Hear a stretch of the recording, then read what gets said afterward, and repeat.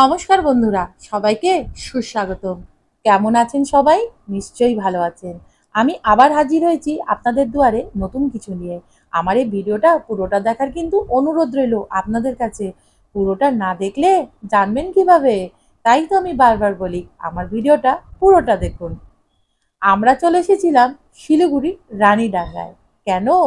কারণ একটাই ছিল, এই যে মঠটা দেখছেন, এই মঠের দর্শনে। এই মঠের নাম হলো উত্তরবঙ্গ শ্রী গৌড়ীয় মঠ, যা কিনা মায়াপুর শ্রী চৈতন্য মঠের শাখা। আমরা এসেছিলাম সন্ধ্যাবেলায়, তাই চারদিকটা তখন অন্ধকার নেমে এসেছে। তো সন্ধ্যাবেলায় এসেও কিন্তু জায়গাটা ভালোই লাগলো। আমরা এসেছিলাম সন্ধ্যা আরতির সময়, তখন সন্ধ্যা আরতি ভেতরে হচ্ছিল। এখানে আশেপাশে যারা স্থানীয় মানুষজন থাকেন, তারা তখন সন্ধ্যা আরতি দেখে বেরিয়ে আসছিলেন, বা ভেতরে কিছু আছেনও যারা তখন সন্ধ্যা আরতি দেখছিলেন। আমি ভাবলাম ভেতরে তো যাব, তার আগে চারদিকটা একটু দেখে নিই। দুদিকে কি সুন্দর গাছ দিয়ে সাজানো হয়েছে, ভালোই লাগছিল। আর যেহেতু অন্ধকার নেমে এসেছে, তাই কিছু কিছু জায়গায় বোঝা যাচ্ছিল না। তবুও অন্ধকারেও মনে হচ্ছে পরিবেশটা খুব সুন্দর। আর অনেকটা জায়গা জুড়ে কিন্তু এখানে মঠটা বানানো হয়েছে। সবচেয়ে বড় কথা কি হলো বলুন তো, এখানে কোলাহলটা অনেক কম।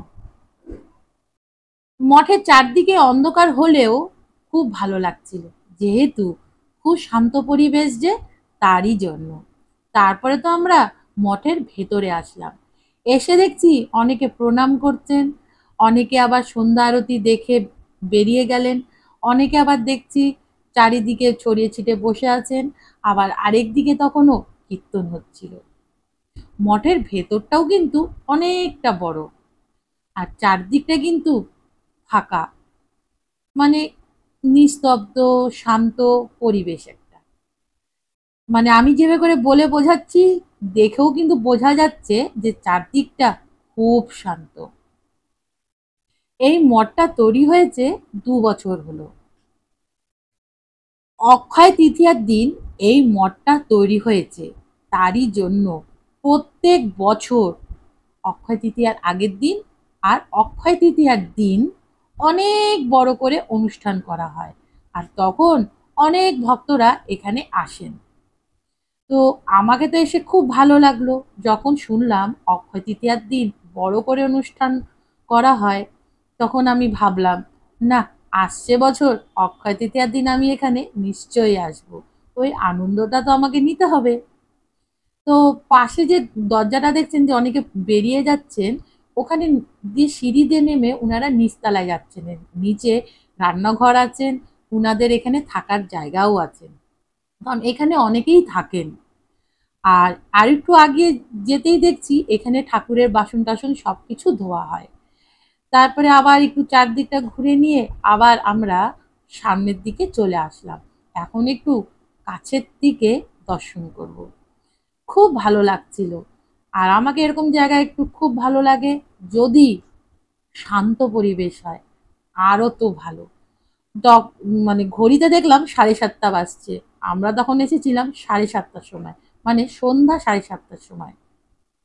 এখানে দেখছি কীর্তন হচ্ছে, ভাবলাম একটু খানিকটা কীর্তনটা শুনেই নিই।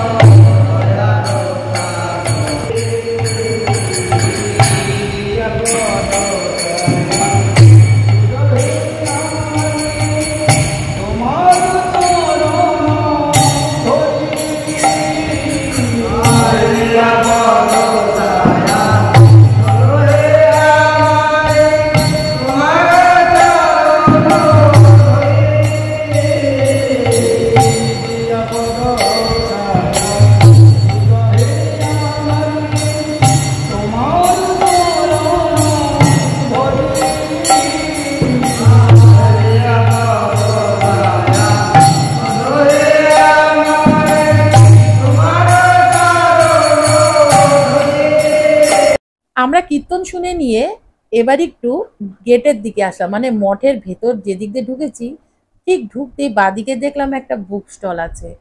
আর এখানে যে বুক স্টলটা আছে এই ঠাকুরের বই টই পাওয়া যায়। আর তখনও উনাদের কীর্তন চলছিল।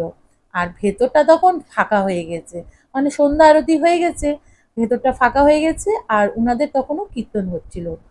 তো বেশ ভালোই লাগলো এখানে এসে। আর চারদিকটা এবার একটু ঘুরে নিলাম, কারণ আমাদেরকেও বাড়ি যেতে হবে। কারণ বাইরে দেখছি ফাঁকা হয়ে গেছে আর অন্ধকার আরও বাড়ছিল, কারণ সময় বাড়ছিল। তারপরে চারদিকটা একটু দেখে নিলাম আর গেটে এসে ভগবানকে একটু প্রণাম করে নিয়ে মঠের বাইরে চলে আসলাম। আমার ভিডিও কেমন লাগলো অবশ্যই কমেন্ট করে জানাবেন।